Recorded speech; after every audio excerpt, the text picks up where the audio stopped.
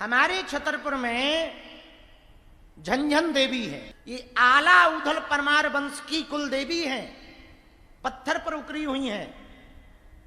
उन्हीं आला उदल की आराध्या शारदा माता है। आज से लगभग 200 साल पहले मैहर के एक राजा हुए, श्री दुर्जन सिंह जूदेव। इनके राज्य शासन काल में एक गांव का आदमी भैंसियां गाय चराता था। मैहर के पास उसका गांव था। रोज गाय भैंस चराने के लिए जाता था।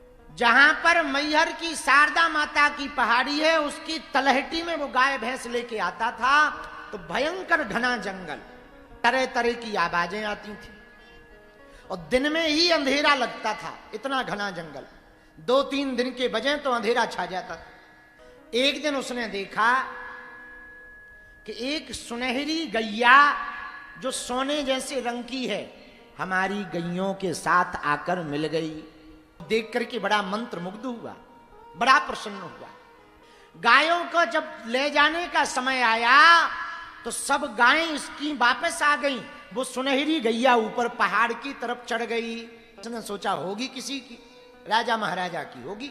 इतनी अच्छी गाय तो और किसी के पास नहीं है, राजाओं के पास ही हो सकती है, बड़ी सुंदर गाय है। दूसरे दिन ये फिर आया, वहीं शीतल छांव में बैठकर हवा लेने लगा, पानी पीने लगा। फिर से वो सुनहरी गैया आई और इसकी गैयों के साथ में मिल गई। वो खूब चरने लगी। ये कभी उस सुनहरी गैया को छुए, कभी पूंछ पकड़े। ऐसी सुंदर गाय इसने आज तक नहीं देखी। और दूसरे दिन भी वो गाय ऊपर पहाड़ की तरफ चली गई, ये वापस आ गया। तीसरे दिन इसने अपने माता पिता को बात बताई।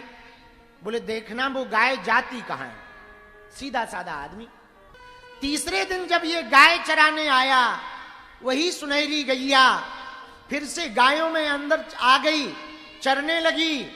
जब शाम हुई, सांझ तले झुली पड़ गई, वापस आने का समय हुआ तो वो गाय ऊपर पहाड़ की तरफ चढ़ने लगी। इसने भी अपनी गैयों को छोड़ दिया, उसी गाय के पीछे पीछे चला गया। पहाड़ी के पास जैसे ही पहुंचा तो गाय एक गुफा में घुस गई।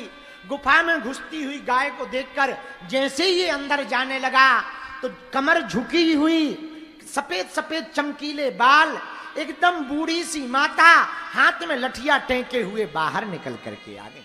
इतने भयंकर जंगल में इसने पूछा, माता जी तुम कौन हो, इतने जंगल में क्या करती हो? उन्होंने कहा, बेटा इसी पर्वत पर मेरा निवास है, मैं जंगल में ही रहती हूं।